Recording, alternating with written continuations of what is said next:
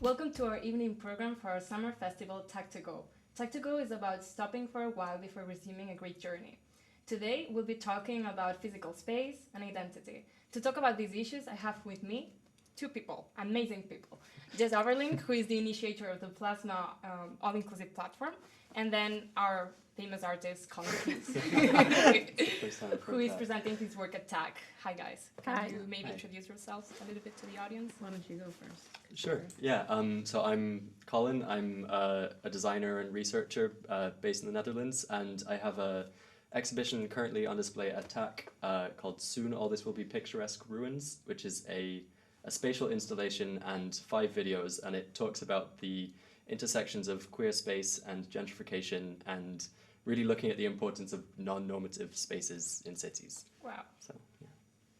I'm Jess Oberlin, initiator of Plasma. It's a platform I launched 2 years ago with help from Cultuur Eindhoven. And it was a bit of an experimental journey, figuring out what Plasma could be, should be, and now it is an inclusive platform celebrating diversity with pop-up events. Wow, that sounds like a lot both of you. I wanted to ask you, because we'll be talking about physical space. What's physical space for all of you? Like, for each of you in your practice, what do you understand of physical space? I can go if you want. Yeah, sure. Yeah, I mean, I guess in terms of my practice, a lot of it is to do with space. I mean, I have a background in architecture and do a lot of spatial design, so it's kind of ingrained in me. But I think a lot of what I do is really looking at the politics behind physical space and looking at kind of who space is for, who's excluded by space, who has access to that space, and really kind of deconstructing that. So I think it's quite important for me, like understanding when I walk into a space, like who is able to feel comfortable there, for example. That's really related to your work. Yeah, for sure. With Plasma, we notice spaces being used in a certain way and think maybe they could be used in a different way. And we come into the space with a ready-made concept where all kind of subcultures and genres come in and mix together and make the space something new and something maybe this space has never experienced before. And it's also has a temporary emergency also to it, or urgency to it, so that it's something that needs to be seen, needs to be happening, needs to be talked about, needs to be partied about, needs to be danced about, talked about, drank about, whatever. And it can be done anywhere. So in that case, space is our playground. Wow. Plasma is kind of fluid and nomadic, and we are talking about space, and you are talking about a kind of more virtual space, but also space for connection. And then your work, Colin, is much more bound to specific space. Can you maybe connect a little bit how you relate to each other's work and your understanding of space? Yeah, I guess through my work, my project, what I'm really talking about is not so much physical space, but the loss of it and the lack of it. I mean, I'm really looking at gentrification specifically as this process that is, I talk about in maybe a tongue-in-cheek way, but realistically it's a very violent process which kind of erases space for marginalized groups. I mean, I specifically look at queer space in the work, but that can really be extended to everyone, really, like people who are particularly marginalized. But I think in talking about a loss of space, I think that's kind of where something like what Jess does is really interesting, because it's kind of popping up and occupying a space, and it's kind of, this emergency, like urgently being able to just like claim a space, occupy it. And I think that's really exciting, and maybe something which I'm only really talking about in theory and everything, and then Jess, you're actually like activating that and doing it. So yeah, but I think in a way, like your projects, the way that you use the same space in all these different ways and letting it transform from one thing to another is also, it really relates to what I also do. And I'm also checking what's necessary and then acting on it. And it's like a constant action and reaction. I found it really interesting that you both actually create this space from the lack of it. You both tackled this issue. Yeah. And it's connecting, different environments and connecting with the needs of the space itself, because there is no space for that. So it's really interesting. And I also wanted to connect all of this. We've been talking about this before, that I'm doing some research with the queer community and how we connect this with space in general. How do you feel about identity being connected to space specifically? And specifically, I would say queer identity, which we very much bound to some specific sites within cities. And how do you feel about it? Yeah. Yeah, I guess for me, thinking of queer space, it really, if you look at the history of queer space, it's always been some way of people really carving out and claiming a space out of necessity. It was kind of people who were, experiencing a lot of police brutality, of being, outcast by society, and really finding a physical space, occupying that, and that kind of the community grew out of a physical space. And so I think that's why it's really, why I'm really interested in, why that's being lost and what is lost culturally when the space is lost. Yeah, I mean, there's definitely a connection between, the people using the space and actually the physical location. So I think that's why it really is dangerous when that's beginning to disappear. Yeah, and I think also in these subcultures and genres, when you're a person occupying that space and taking that identity and going into a space or a place which maybe isn't rooted in supporting that, then that's also a bit of a dangerous situation to find yourself in. And so if we keep creating these spaces where it's normalized and wonderful and beautiful and celebrated, then it makes it a lot easier to go into any space and take your space. Because part of your work is, well, your work, the work you're presenting here at TAC, is basically about gentrification and how we lose space and how we gain space and how we rebuild space. Maybe we can elaborate a little bit on this, like how is queer spaces being lost and how are we kind of reclaiming it again through specific initiatives and projects? Yeah, you see spaces being lost. We were talking about it earlier, like in the city, but also in other cities, that clubs and certain spaces that are known to have a certain identity are being lost in all kinds of cities everywhere, but also in Eindhoven, and this lack of experimental spaces.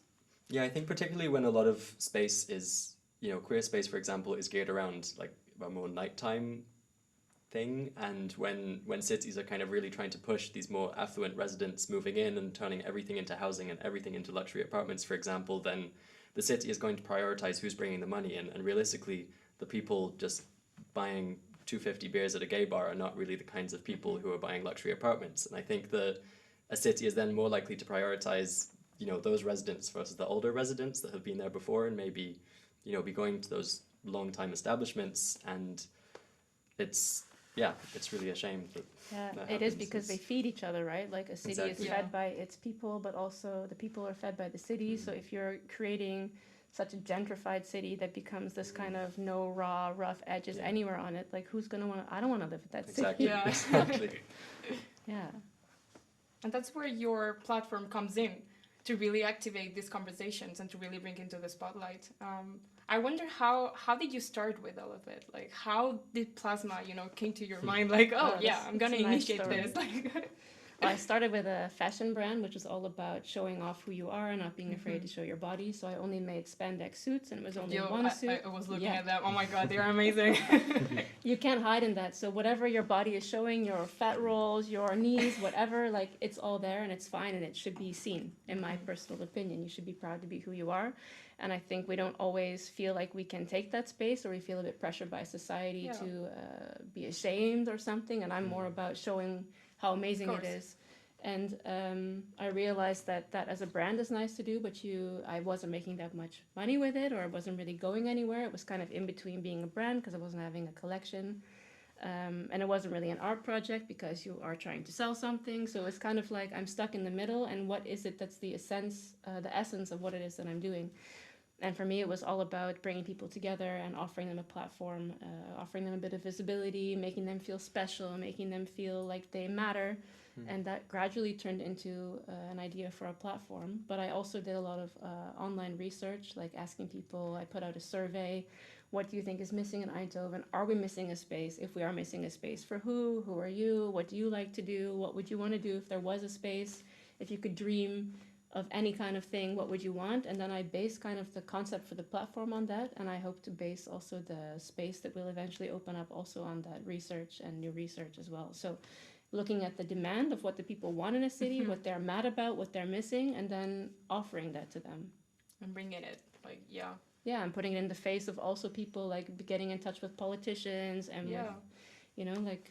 At the end of the day, everything, like, every project, even though, like, this is a platform in general and yours are specific artworks, contemporary art, I think that everything at the end is politic, in a way, that you are really stating something to society, even if it's not markedly political or specifically political, but I find this component in both of your projects very interesting.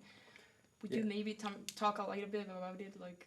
Yeah, I mean, I think it really shows the importance of visibility in that sense, right? And I mean, if people are not likely to be seen, people are not likely to be ignored if there's a physical presence. I think that's why, talking about queer space or even just like temporarily occupying a space, I think that really has an effect on people's minds. I mean, if you look at how that happens in social media right now, I think amazingly what's helping Black Lives Matter take such attention is, this online presence of a movement that has obviously always been a huge struggle, but I think the fact that it's really being seen visibly, it's actually, hopefully changes are able to be made, and I think it really comes down to visibility to me, I think.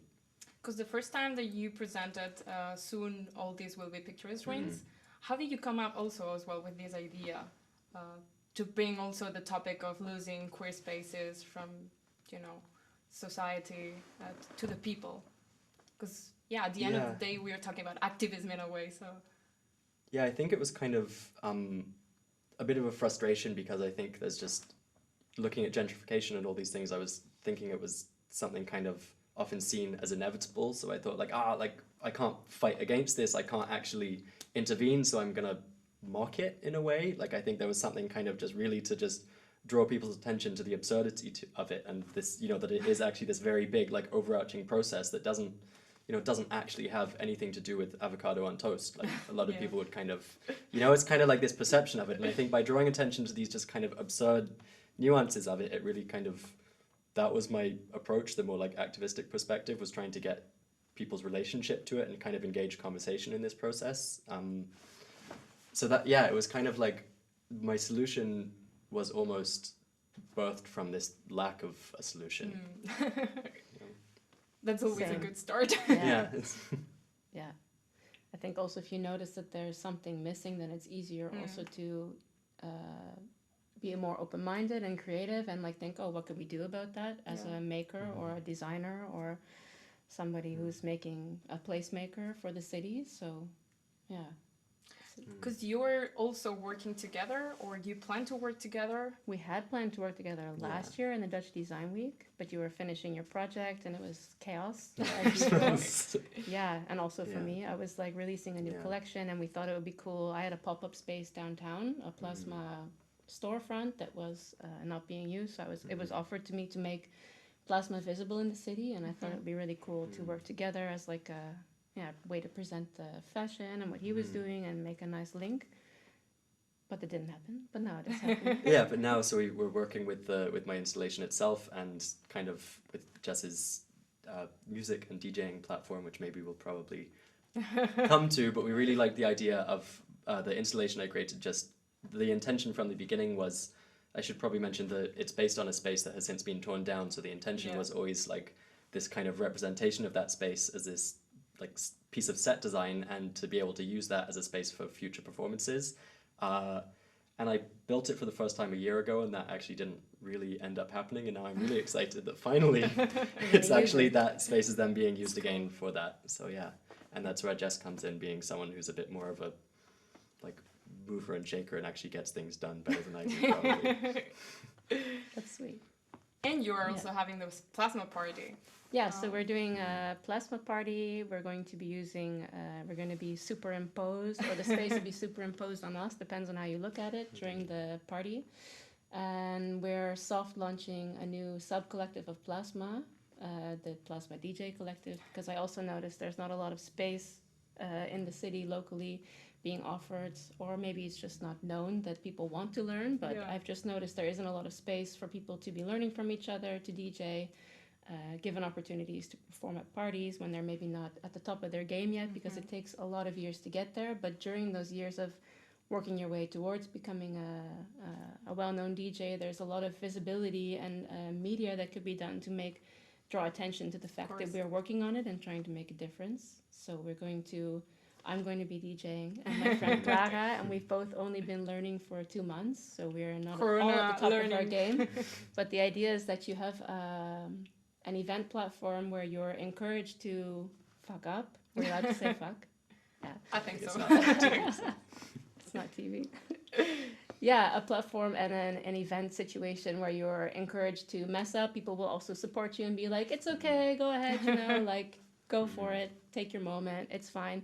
Because I think trying to keep up appearances in the media in general is a really daunting task that I don't want Yeah. to take part of. And I think if you have the courage to learn something and you're ready to share it with the Sure. world, you shouldn't be afraid to fuck up and just go with it and have a nice time. Yeah. That's really, really interesting. And it's gonna be so much fun, I think. Yeah, I think Honestly, so too. I really want to see it. Yeah. So, if we Forward think to it. about the future, now that we are talking a little bit, how do you see yourselves, you know, working on? What do you see yourselves investing your time in right now after this Corona times? That seems that, you know, that everyone has had time to think a little bit. Yeah, about Yeah. getting back on track, I guess. Or not, because I mean, we can't really just assume this normalcy of everything that was before. I think if No. anything's, I guess if we've all learnt something from it, it's like we can't carry on in that same way. And I think it's No. really refreshing to have had this period of stopping. but, Yeah, definitely. I was also planning on keeping my events small, and I now know that that's a great idea. So I'm gonna keep them small and intimate, and I like that people can maybe get the idea that they missed something they should have been a part of and feel inspired to come the next time. So for me, that's been also a bit of a relief in a way that at least for the next amount of time we have to think of smaller events, and I think there's a lot of potential in keeping things small and intimate instead of going big and fireworks. Yeah, I you know? understand it. Yeah. Yeah, and yeah, launching this DJ collective and hosting some events. I think that this really connects very well with the whole topic that we are talking about, the physical space and how we bound physical space with identity and how we engrave, you know, what we think on our ideas. As you said, you know, noticing how something is missing in society and how we should maybe point to this. Like, Yeah, I think this really is really interesting. And this Corona times, maybe you think the same. Like for me, it has really changed the perception of space in general. And Yeah, I think even like the radius of what's around us, like I think people are really engaging with their actual community and what they're surrounding themselves with in a much more perceptive way, because I think, you know, being confined to where you are, like, you know, I spent the lockdown at my parents' place in the UK, and I think in 3 months of a lockdown there, I met more neighbors than I, you know, in 3 months than I had in, you know, 15 years in their old house kind of thing. So I think it's really amazing that it kind of forces that localism, like, to do with the space. I mean, there's a lot that's going to come out of it, I think. yeah, I think so too. I'm really seeing what locally is missing, where there's opportunities maybe to add to the city in a certain way, and that we, maybe even start looking more locally, you know, for instead of going for the big. Yeah. I think that this really connects with the topic of our next conversation. Thanks so much for being here. It's been really nice to get to talk to you guys. Yeah, And see you at the party. And Definitely. stay tuned.